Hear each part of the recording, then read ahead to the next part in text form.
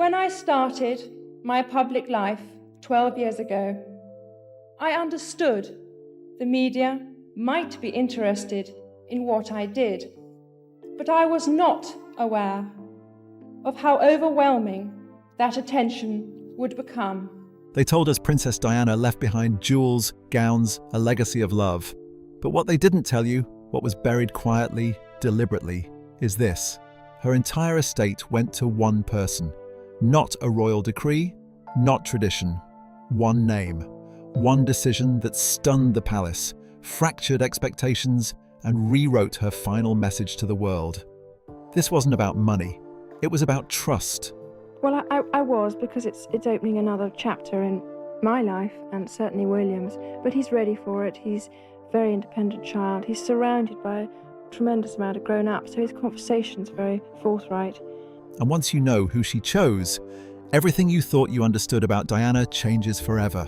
She was born into a world of titles and tradition, but the story of Diana Spencer didn't begin with glamour. It began with disappointment. On the 1st of July, 1961, Diana Frances Spencer arrived at Park House in Sandringham, Norfolk. She was the fourth child born to John Spencer, Viscount Althorp, and Frances Spencer, Viscountess Althorp. The family had deep roots in British aristocracy, and their connection to the royal family stretched back generations. Both of Diana's grandmothers had served as ladies-in-waiting to Queen Elizabeth, the Queen Mother. So in many ways, Diana was born into royal circles before she ever set foot inside a palace.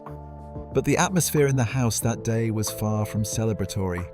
Her parents had been hoping for a boy, someone to carry on the Spencer family name. No name was prepared. For an entire week after her birth, the baby remained unnamed. When they finally settled on Diana Frances, the name was drawn from her mother and a distant relative who had herself once been considered a potential Princess of Wales. It was a thoughtful enough choice, but the circumstances behind it said a lot about the emotional state of the household she was entering. Within the family, young Diana picked up the nickname Dooch, short for Duchess, a reflection of a certain natural confidence she seemed to carry even as a small child. She was baptized that August at St. Mary Magdalene Church in Sandringham, and grew up alongside her two older sisters, Sarah and Jane, and her younger brother Charles. Before Diana was even old enough to form memories, grief had already visited the family. A baby boy named John had been born a year before Diana and died shortly after birth. That loss, combined with the mounting pressure to produce a male heir, took a serious toll on her parents' marriage.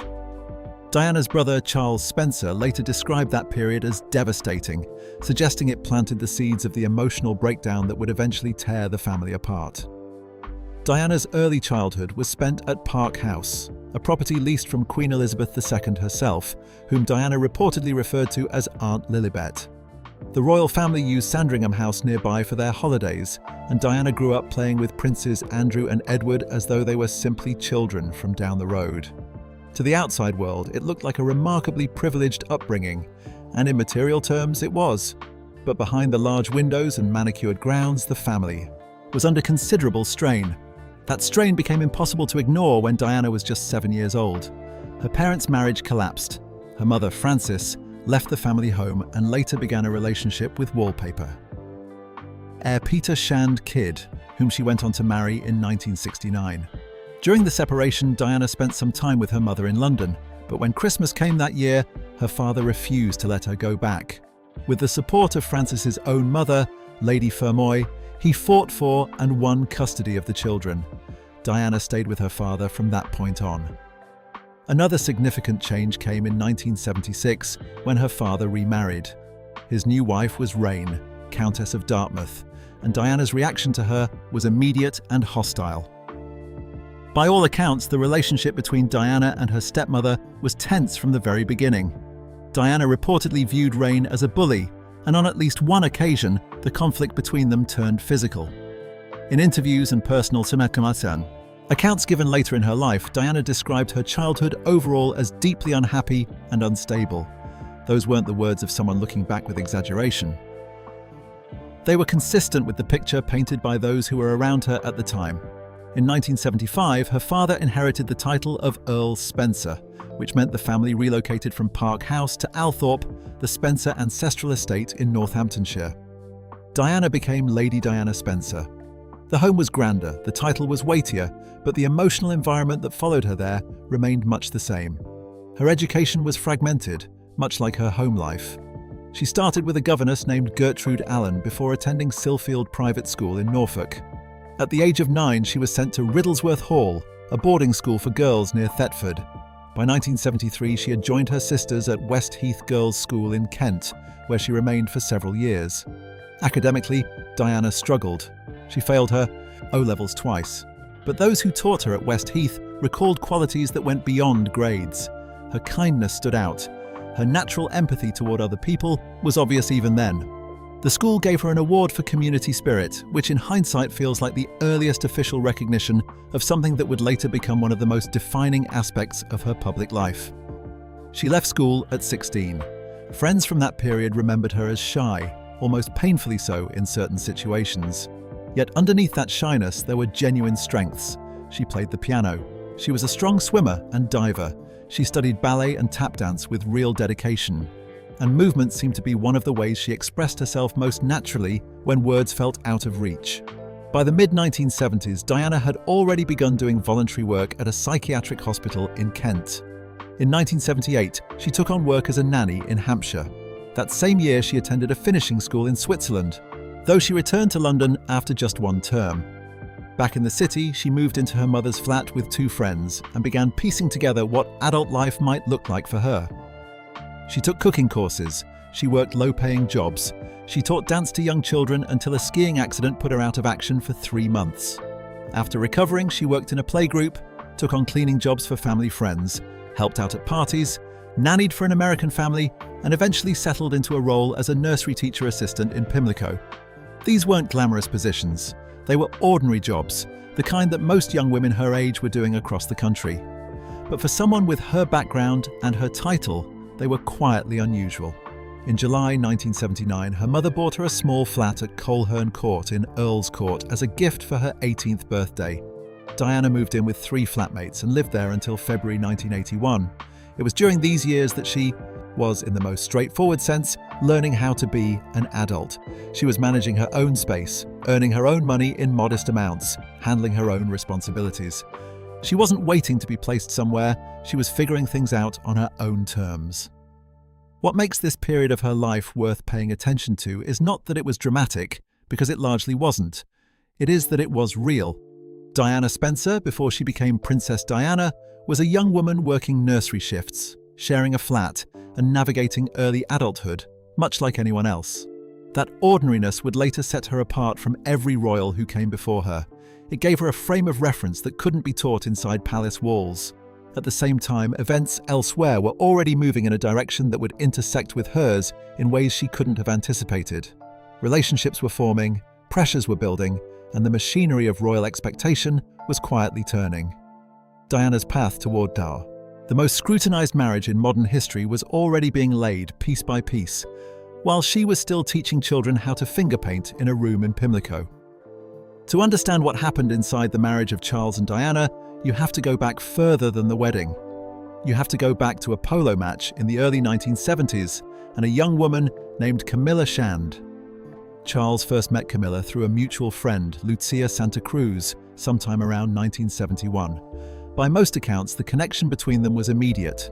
Charles was drawn to her in a way that was difficult to explain through the usual language of royal romance. She wasn't dazzled by his title. She didn't adjust herself around him or treat him with the kind of cautious deference he had grown used to. She was natural, warm, and easy to be around. She laughed at the same things he did. She spoke to him like a person rather than a prince. For someone in his position, that kind of straightforward company was genuinely rare, and he responded to it quickly. After their first meeting, he began calling her regularly. But royal life doesn't accommodate personal happiness without conditions attached, and the relationship ran into those conditions almost immediately. Charles soon joined the Royal Navy, which meant extended periods away and the kind of distance that is difficult to bridge in any relationship, let alone one that was still finding its footing.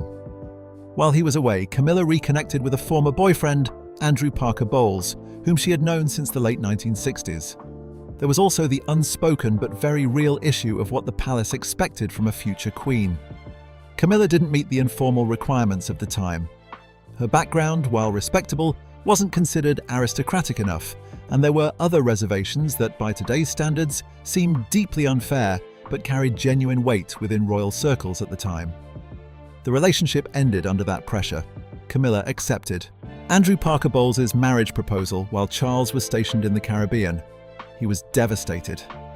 In private letters written during that period, Charles described his heartbreak openly, saying that what he had believed to be a genuinely happy relationship had been cut short after only around 6 months. He had not seen it coming, and the pain of it was evident. Despite his feelings, Camilla married Andrew Parker Bowles on the 4th of July, 1973. Charles reportedly pleaded with her not to go through with it. She went through with it. What followed was one of the more complicated arrangements in modern royal history. The marriage between Camilla and Andrew didn't end the relationship between Camilla and Charles. The two remained close friends, and before long, the physical side of their relationship quietly resumed. Andrew Parker Bowles was aware of what was happening. According to those close to the situation, he chose not to make an issue of it. Whatever his private reasons were, he did not interfere, and the arrangement continued for years largely out of public view. Then in 1977, Charles met Lady Diana Spencer at an event in the English countryside. She was 16 years old at the time. There was nothing romantic about the introduction. Charles was actually dating Diana's older sister, Sarah, at the time, and Diana was simply part of the peripheral world around those royal gatherings. She was young, shy, and largely unnoticed. Nobody in the room, including Diana herself, would have predicted what was coming. By 1980, the picture had changed. Charles encountered Diana again, and something in the way he saw her had shifted. She was now 19, she was beautiful, and she had no public scandals attached to her name.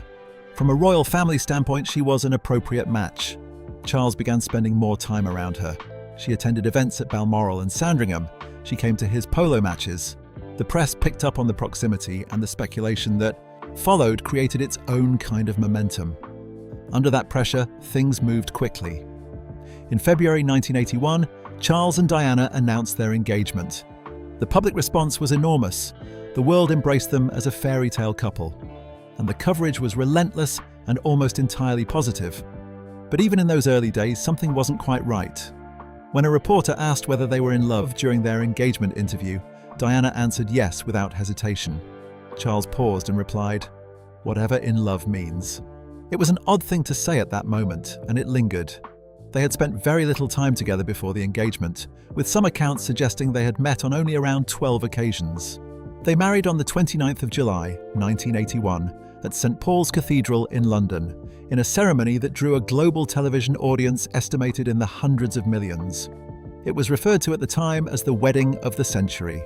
Prince William was born in 1982, and Prince Harry in 1984.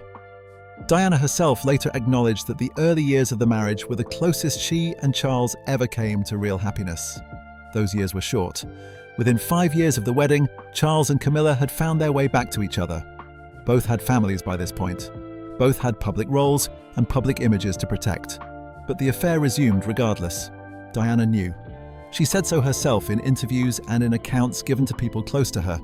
She described a feeling of awareness that something was wrong, a distance that she couldn't account for, and a growing certainty about what was behind it. Eventually, she confronted Camilla directly at a party. Diana later recalled telling Camilla plainly that she knew what was going on. Camilla's response was to point out everything Diana had: her public adoration, her children, the attention of people wherever she went. Diana's reply was straightforward. She said she wanted her husband. She told Camilla she was sorry to be in the way, but made it clear she was not going to pretend she didn't know what was happening. The marriage continued to deteriorate throughout the late 1980s and into the early 1990s. Then in 1992, everything became public in the most damaging way possible. Intimate phone recordings between Charles and Camilla leaked to the press, including a conversation that was explicit enough to cause a national scandal. The recordings were embarrassing for everyone involved and impossible to explain away. That same year, journalist Andrew Morton published a book titled Diana, Her True Story. At the time, it appeared to be based on research and interviews with those around her. Years later, it was confirmed that Diana herself had secretly cooperated with Morton, recording answers to questions on tape. The book revealed the full extent of how unhappy she had been, including her struggles with bulimia and her sense of complete isolation inside the institution she had married into.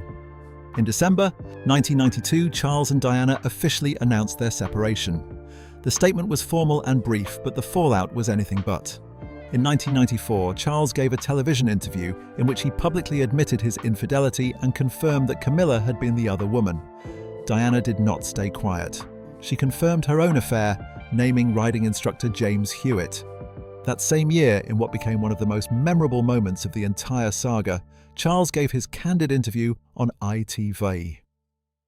That evening, Diana attended an event at the Serpentine Gallery in London wearing a short black dress that became front-page news the following morning. The press called it the revenge dress. She hadn't hidden. She had shown up, looked directly at the cameras, and reclaimed the spotlight on her own terms. In 1995, Camilla and Andrew Parker Bowles announced their divorce after more than 2 decades of marriage. Later that year, Diana sat down for an interview with journalist Martin Bashir for the BBC's Panorama programme. It was watched by over 20 million people in the United Kingdom alone.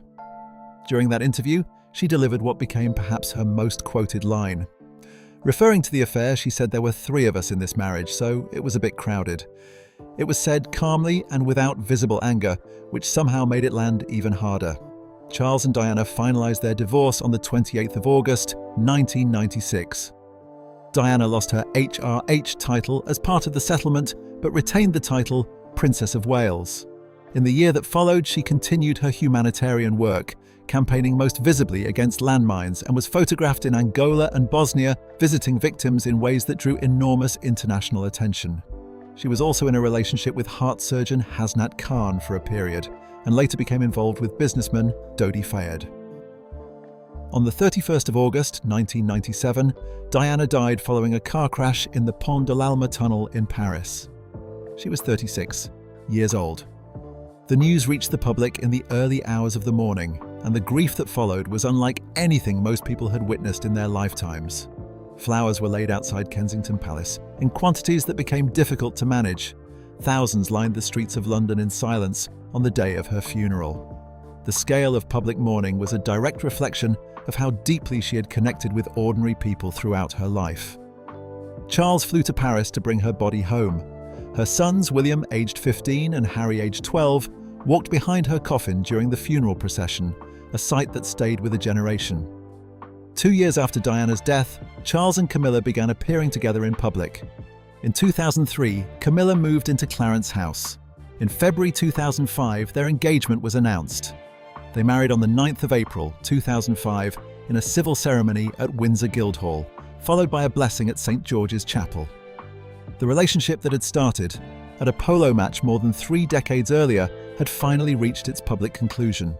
What Diana left behind wasn't just grief and headlines. She left behind 2 sons who had grown up watching one of the most publicly painful marriages in modern history, and a global audience that had watched it alongside them. The love triangle, if you can call it that, wasn't just a personal story. It was a defining chapter in the history of the British royal family, one that reshaped how the institution was seen by the public and how it would eventually have to present itself going forward.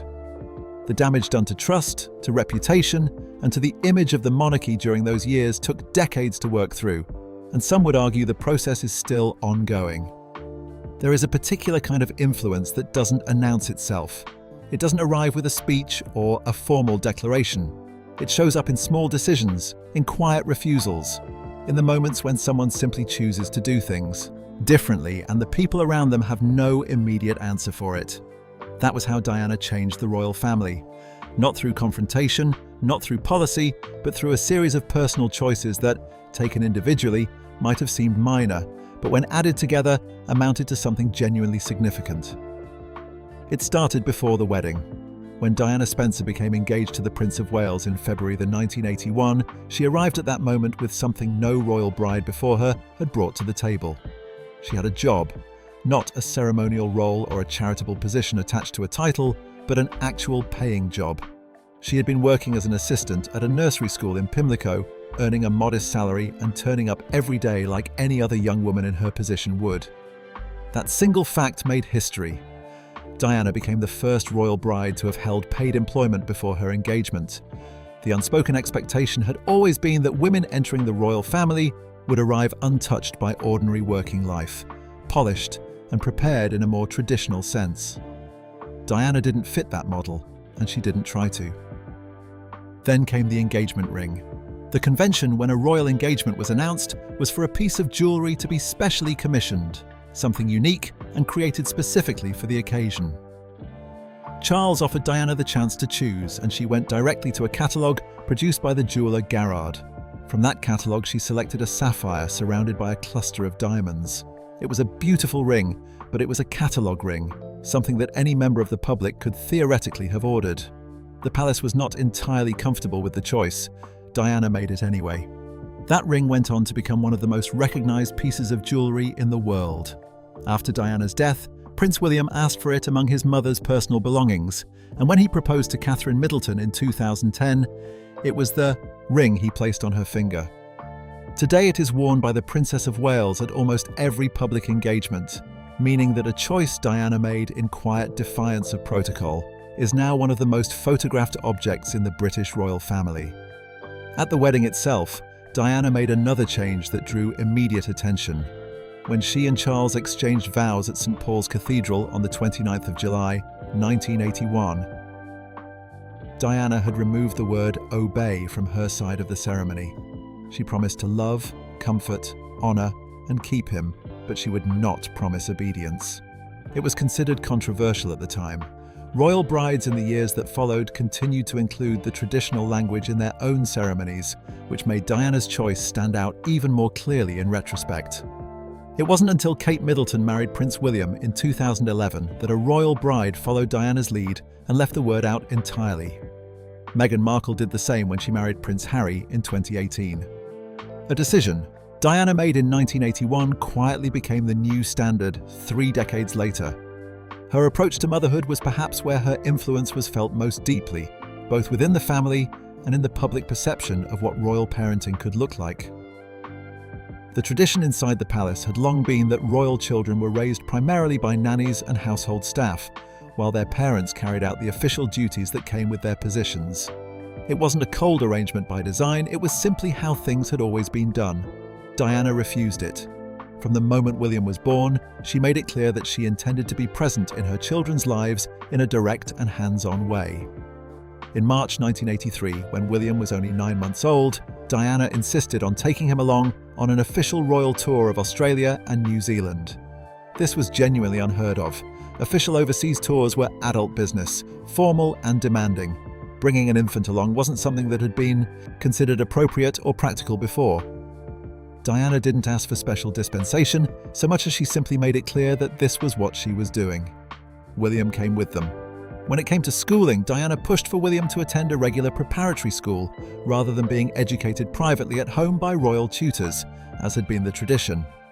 William became the first heir to the British throne to attend school alongside other children in that way. Diana wanted her sons to understand that the world they would one day represent was not limited to palace corridors and staterooms. She took them to theme parks. She brought them on the London Underground. She took them to McDonald's. These might sound like small things, but they were deliberate. She wanted her boys to have reference points that most people could recognise. Diana also redefined the physical language of royal public life in ways that had nothing to do with her children, but everything to do with how she understood her role. The Queen had maintained throughout her reign the practice of wearing gloves during public engagements and keeping a degree of physical distance that was consistent with the formality her position required.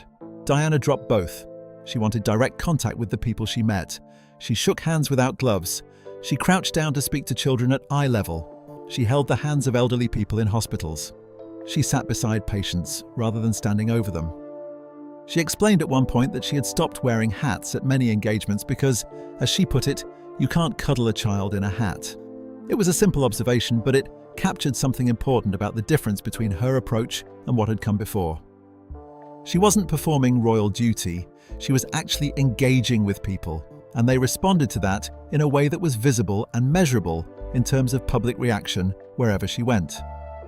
The moment that perhaps best illustrated this came in April 1987, at a time when the AIDS epidemic was generating enormous fear across the world. Misinformation about how the virus was transmitted had created widespread panic, and people living with AIDS were frequently treated with a kind of public hostility rooted in ignorance.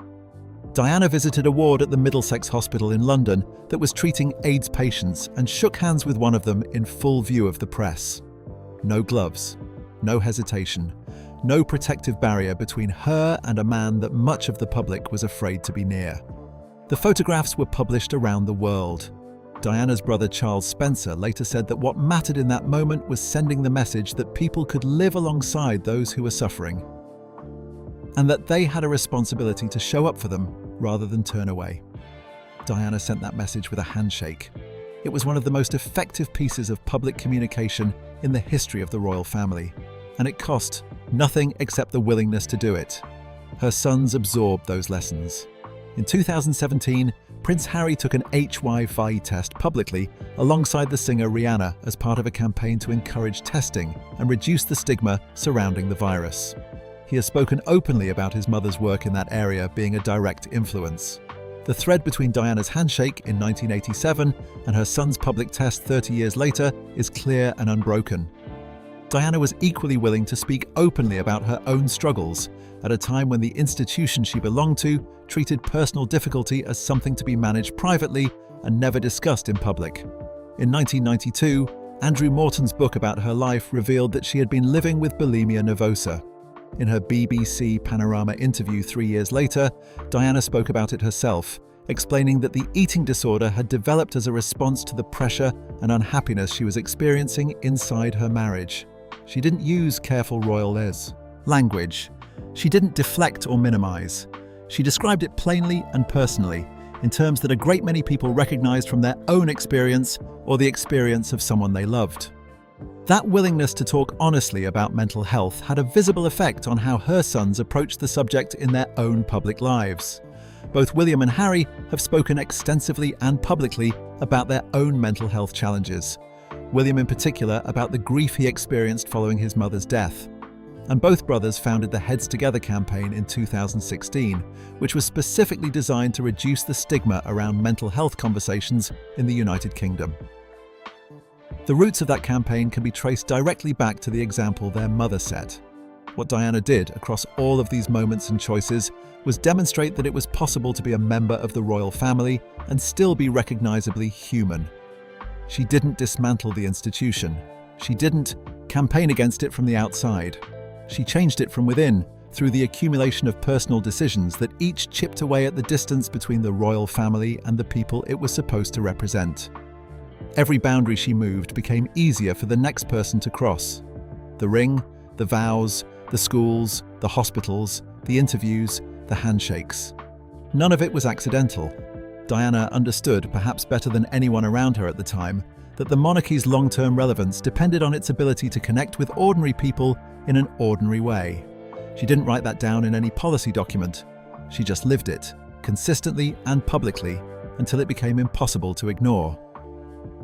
The royals who came after her, whether they acknowledged it directly or not, were working in a landscape she had fundamentally altered.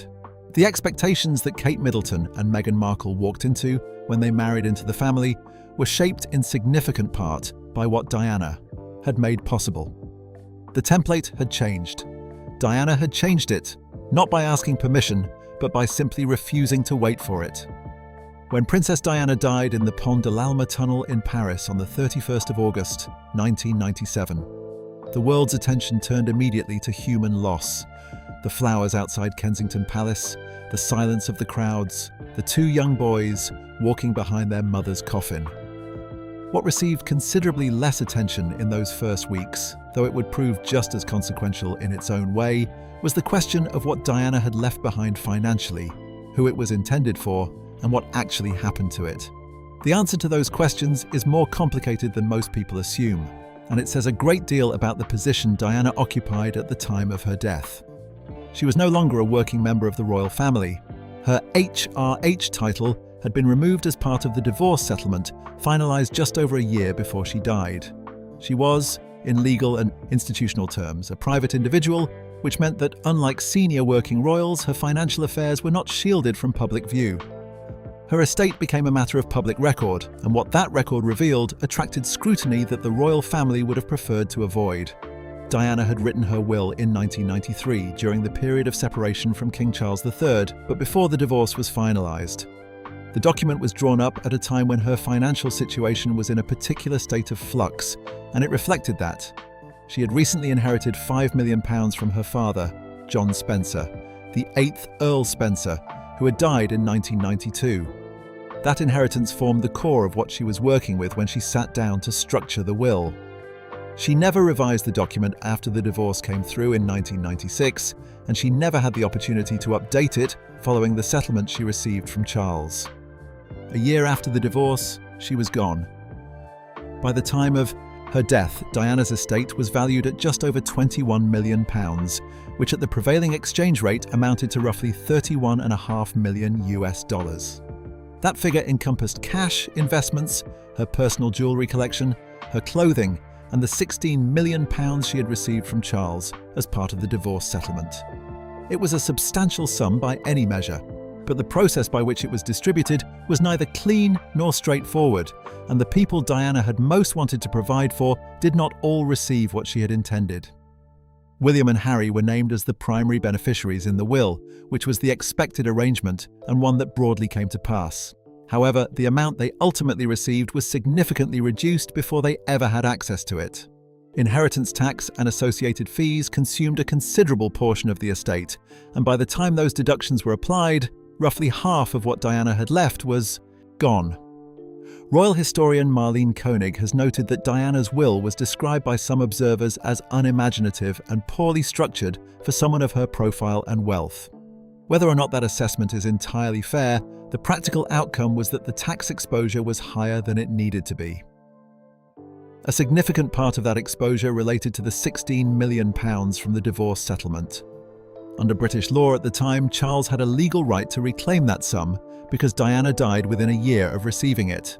Had he exercised that right, the taxable portion of Diana's estate would have been reduced to the £5 million she had inherited from her father, and Charles could have managed the larger sum separately for his son's benefit. He chose not to do that. He was advised to leave the money inside the estate and allow it to pass through in the usual way. The consequence was that a significant amount of money was lost to taxation that might otherwise have been preserved. It was a decision that was made with legal guidance, but one that nonetheless resulted in William and Harry inheriting less than they would have under a different approach. The day after Diana signed her will in 1993, she also wrote a separate document that is often referred to as her letter of wishes. This was not a legally binding instrument. It carried no enforceable weight in a court of law. But it was a clear and personal expression of what she wanted to happen to her belongings, and it revealed a great deal about how she was thinking about the people in her life at that time. In the letter, Diana asked that 75% of her jewellery and personal possessions be divided equally between William and Harry. She also expressed the hope that their future wives would one day wear pieces from her collection. That part of her wish came to pass in ways that became very public.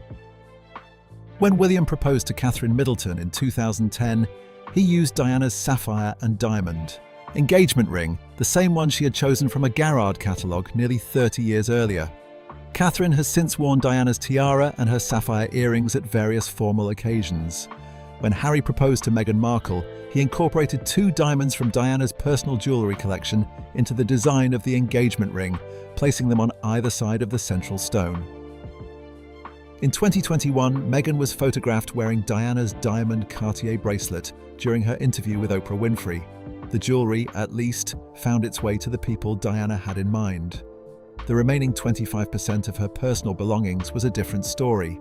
Diana's letter asked that this portion be distributed among her 17 godchildren as meaningful keepsakes to remember her by. Because the letter had no legal standing, however, the executors of her estate were under no obligation to follow it. The executors included her mother and her eldest sister, and they chose not to honour that particular request. The godchildren received items that several of them later described as disappointingly impersonal. Hunting figurines, crockery, pieces from a coffee service, objects that carried little emotional weight and even less connection to Diana herself. It was a quiet but telling outcome. Diana had tried to ensure that people beyond her immediate family were remembered in her estate. The legal structure of the will meant that intention could be set aside, and it was. The bulk of the remaining estate was placed into a trust, known as the residuary estate, which was intended to pass to William and Harry when they reached the age of 25. That timeline was also changed. The executors applied for a legal variation, sometimes called a deed of arrangement, which delayed the brothers' access to the principal of the trust by 5 years. Under the revised terms, William and Harry could draw interest from the trust from the age of 25, but they would not have access to the capital itself until they turned 30. By the time that access came, each brother received approximately £10 million from the trust.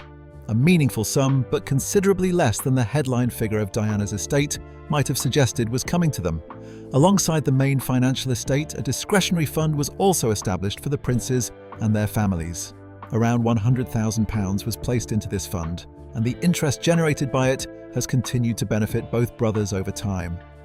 Now that both William and Harry are married, their wives are also entitled to draw from it, meaning that Catherine, Princess of Wales, and Meghan Markle are both included as potential beneficiaries of this smaller, ongoing fund. Some of Diana's most personally significant belongings followed their own separate timeline. Her wedding dress, designed by David and Elizabeth Emanuel and famous for its 25-foot train, did not pass directly to her sons after her death. For a number of years, the gown was held by Diana's brother, Charles Spencer, and was displayed annually at Althorpe, the Spencer family estate in Northamptonshire. For the remainder of each year, it travelled on loan to museums and exhibitions around the world, with the proceeds going to charity. It was only on Harry's 30th birthday in September 2014 that the dress formally passed into the hands of Diana's sons. In 2021, it was exhibited at Kensington Palace as part of a royal fashion display.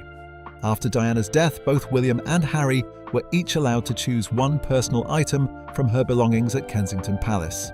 William selected a gold Cartier Tank Française watch that Diana's father had given her. After her divorce, Diana had worn it consistently, and William felt strongly that she would have wanted him to have it. Harry chose the sapphire and diamond engagement ring.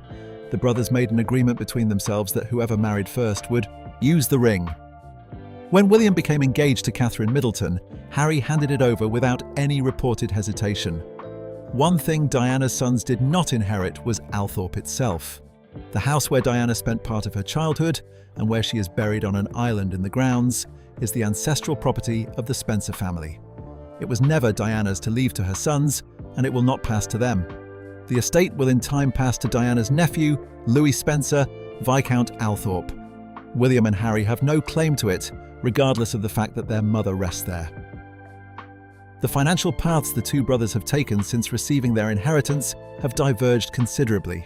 William's overall net worth has grown substantially, estimated today at over $1 billion, largely as a result of the assets and income streams that come with his position as Prince of Wales and his future role as king.